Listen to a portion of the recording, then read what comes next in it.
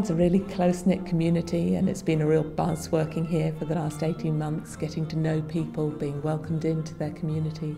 And one of the things the custodian said early on is that tourists come to Larne and park in the car park. The castle's a nice backdrop and they wander down to Dylan Thomas's boathouse, but they don't come in the castle. So as we were looking for the theme for the project, we wanted to draw people into the castle, but we also wanted to draw the castle into the town. So we built these trails within the castle, but also within the town, and we told people stories in the castle and connected the two.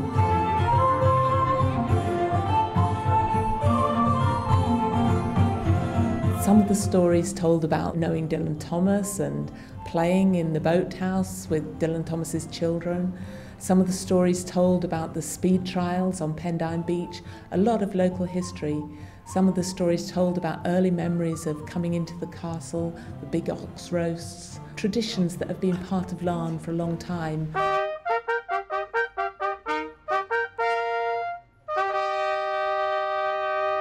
Today has been a culmination of 2 years preparation for a fantastic event here at Larne Castle.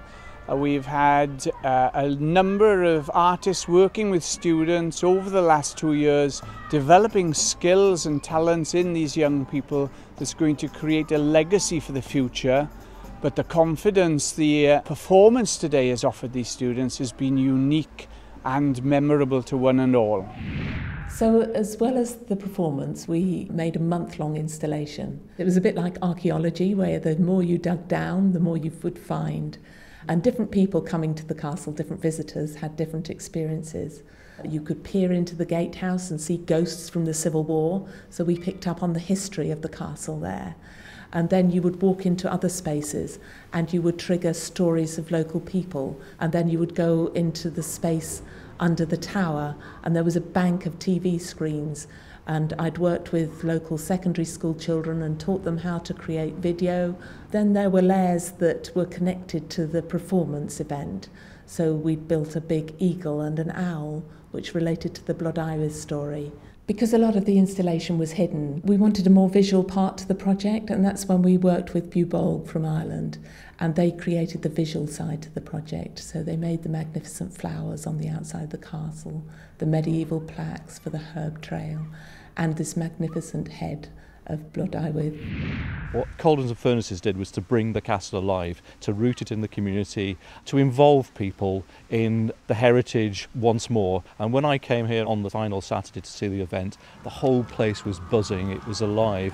And I think what was really good about it is that the organisers did their research.